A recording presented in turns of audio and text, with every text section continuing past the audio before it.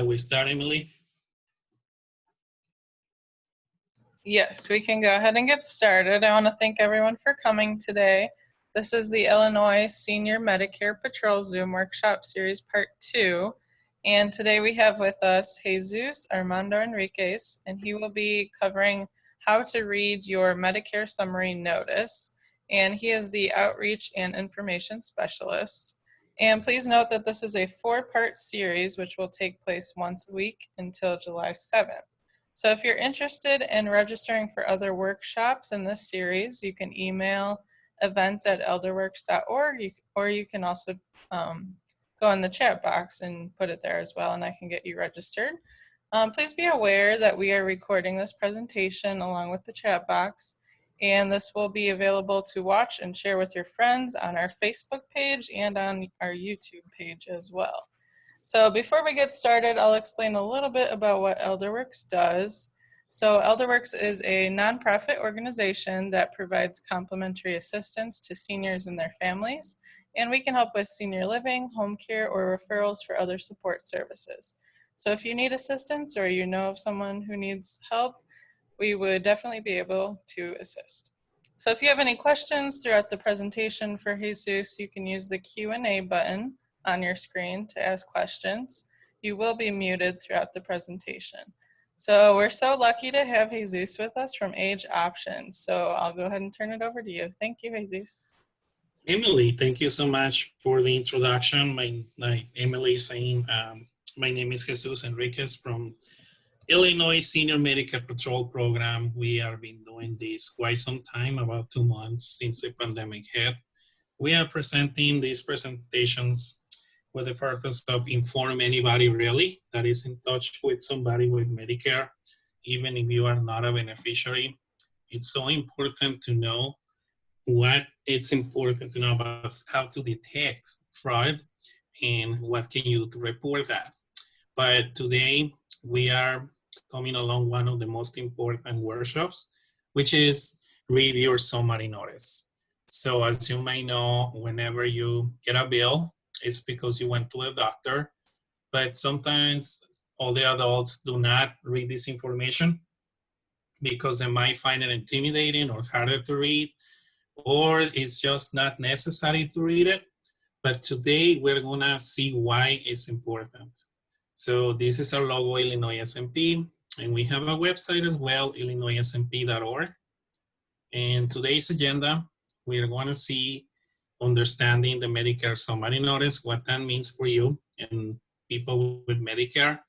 We are going to concentrate in details, scenarios, and examples. We're going to learn how to protect, detect, and report Medicare fraud and Q&As. But you can always type your question in the chat box. I will look for any questions or comments you may have. And let's get started on this. So we also have to increase understanding of the Medicare Summary Notice, identify major elements to detect potential fraud, and apply the knowledge gained in this presentation to inform anybody in the community how to handle potential fraud and who to call if it's suspected. First of all, what is the MSN? So we abbreviate MSN, Medicare Summary Notice. It's a document that has information about your services that you are receiving over the period of 90 days or 3 months. And it has claims that have been approved or denied through Medicare. If you have private insurance, we have what we call explanation of benefits. You have to review this as well. If you do not have private insurance, you can call 1-800-MEDICARE or online mymedicare.gov. At this point, people with Medicare need to have one account in order to change plans as of last year. You can also call your private insurance company if you have private insurance. Remember, the MSN is not a final bill. Therefore, you don't have to pay that until you get the last bill. And we've seen a lot of people with Advantage plans, they get the final bill after it. But the MSN is the best piece of evidence that you have. So with that in mind, we're gonna check the basics. So as you can see, this is a bill, but some older adults might have a little trouble understanding that. So we are trying to break it down as much as I can. So make sure your name and address is correct, where it says Jennifer Washington in the top left-hand corner of the screen. Make sure that belongs to you and everything's on file is correct. What happens sometimes people move to another house or apartment and they forget to tell Medicare. That can be an issue. Now, another thing is, so highlighting that, another thing that we have to keep in mind is the deductible, because sometimes people might not complete deductible, which is the amount of out of pocket they need to pay before the insurance starts to kick in. So there it is highlighted there. This is the status, this is how much you have met. And also the money you have to pay, that it says there, before insurance covers you. And the next one, the most important part, is in the right column at the bottom. It says review and compare. Basically, we have to see the providers that we have been approved for us. And the thing is, if we have a scammer or somebody that pretended to be our doctor or specialist, so we don't recognize this person, it's gonna be listed here no matter what. So with that in mind, we will analyze some of the suspected providers. This is just an example of a Medicare bill. This is the amount you'll be billed. It will be in the black column. And along with this, I highlighted the service provided. It's always going to be represented like that. So I know they put this in black so people can see it, but there's different pricing, but what matters is this black column. So in the first one, we have an arrow pointing to January 21, as an example, 2019, Grace Secosan. We have the location, the phone number, and the physical address of this provider. Whether it was fraudulent or not, we have that piece of evidence right there. And the thing is, spammers or not, they need to be registered with Medicare. So the information, it's already here. And the price that you might be billed for eye medical examination, as it says here, is $21. But then you might say, okay, I went to see and I do like an eye exam, but I don't know what skin growth is. I never had that done. So service approved, yes, because it was an exam, but the structural skin growth is no. So what does that mean? It means that the service did not get covered and you don't remember having it done, but they still bill it to you. Why? Because it says Medicare approved amount in one column is zero, but you have to pay the whole amount. So in this case, Jennifer has to pay $90 and Jennifer is told, okay, it's gonna be $21, but Jennifer has to pay more than that. So this could be problematic. And this information is always on page 3 of the summary notice. And also we have this amount here highlighted again, $21.59 is the price that normally she has to pay.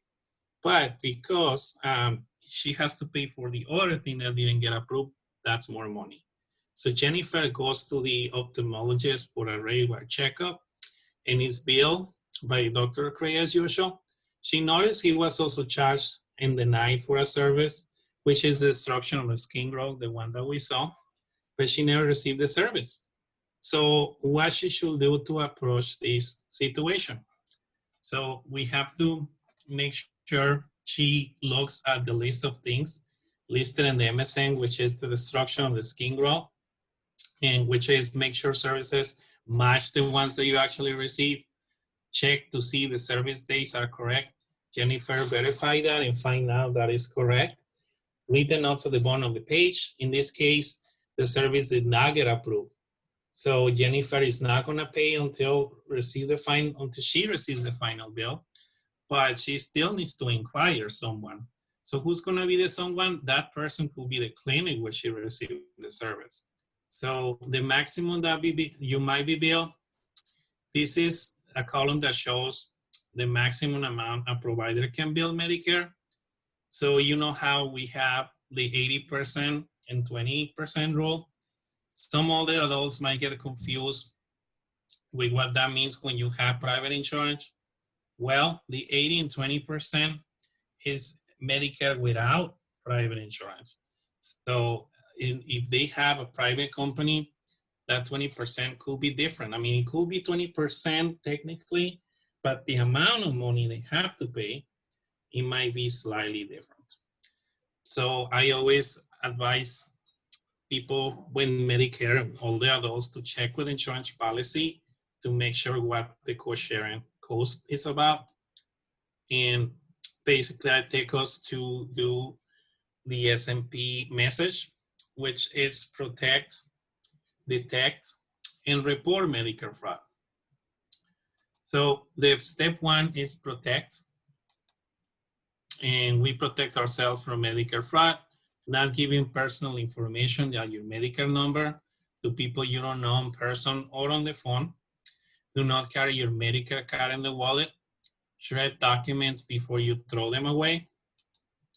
And step two is detect. What does that mean when you are detecting? Well, it's actually showing what is being charged to your account. Make sure you are proactive and take informed decisions, and you look if your providers are registered in Medicare, which they are, but if they are legitimate or you actually seeing them. When you review your MSN, you have to look for services or supplies not provided to you or different than the ones you are actually receiving, or if something doesn't make sense. Names of providers or suppliers that you do not recognize. Step three is report. Why it's important to report fraud? That's the question. Because there's a lot of money being spent in Medicare, and it's a part of the taxpayer dollars. Even if you are not in Medicare or not, this also affects you, because at some point when you retire, you might need those funds. So each year, a lot of millions of dollars and billions are lost to Medicare and Medicaid fraud. When equipment is sent fraudulently, it might not fit properly. It was not ordered by your doctor, and it wasn't medically necessary. In our messaging, we always say that it has to fit and it has to be needed for you. Otherwise, it will be harmful and it might not be suitable for you. Your Medicare benefits may be used up as well. And in the future, when you need them, it is possible Medicare does not approve it, because Medicare is going to look into the system and decide that you're not qualified to get it because you got it before. So that could be problematic. So we do have, I'm gonna open discussion to you to get some insights and opinions about the process of reading the MSN. Have you have an experience of reading the MSN? What are the things that you notice about? Do they have a microphone? Or you can type it in the chat box too. And I'm actually going to set an example that we have. So in this MSN, we show an example where I'm gonna rewind this really quick and just say another example where we look at the MSN, just so you have an idea. These can be an error or something that doesn't make sense in the MSN, but let's suppose that you have in the charges, let's suppose these services approved, right? But this service, let's say Medicare say yes to it, and Jennifer doesn't recognize this skin growth problem or this testing procedure. Well, and it says here $0 and $0, and Jennifer has to only pay $21, right? So let's say Jennifer says, okay, I'm gonna pay the 21 because it's always the same money, right? It's a lot of money, I don't have to worry about it. And this gets approved, so everybody, there's no harm on that. And Jennifer sets the MSN aside. Well, if she ever needs destruction of skin growth again, for any other reason, and she really needs it, then she is not gonna have access to it. So that's why it's not only important to look at the provider, but also look at the list of things in here to make sure they match. And if anything doesn't make sense, then that's where we're here. And the MSN is also a best piece of evidence because whenever we file cases, we do need copy of it to be able to demonstrate that something has happened through the cases, and any can be done. And the person that takes the decision is Office of Inspector General, and the Administration for Community Living have a system where we can file this. And once the report is being done, we don't have any insight on what's happening. But one thing about reporting is that you are proactive and you let people know that something is happening to you. Because sometimes people do wonder what happens, how come Medicare is not automatically detecting this? Well, that is the reason why the Senior Medicare Patrol nationwide was all about. It's been over 25 years in Illinois, at least since SMP was here. And the messaging is actually the same. We have to protect ourselves and be vigilant of pieces of bills, or on the phone, for example, as a reminder, or home health and any other services that don't make sense. We always have to ask somebody that is qualified. We gotta make sure we have the information handy of somebody who is actually authorized to see it. And when we go to the doctor, we gotta make sure we only give information to people that need it. So if you have any questions or comments, you can do it. If you don't have a microphone, we can use the chat box. Emily, you have any questions or comments? Not right now, thank you. Let's see if anyone has some questions for us. I know this is gonna be a short presentation because it was intended to be, and it's just showing an example of an MSN, but we also are planning to send you a link, and it's actually through the SMP Senior Medicare Patrol National Resource Center, and they're actually featuring a video about exactly what things to look for. It's animated, and it lasts about 20 minutes. I decided not to include it yet because I wanted to be more interactive, but I can send this to you as well, and it can be used as a reference to look back to.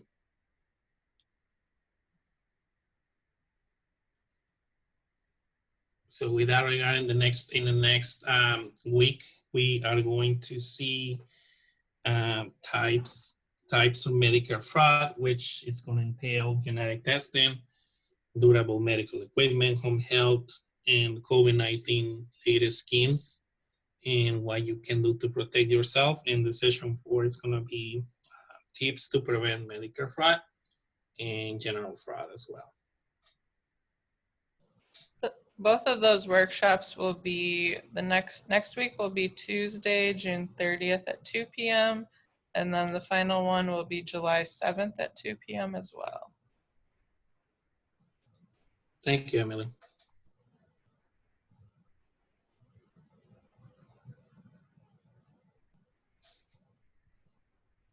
Doesn't look like we have any questions.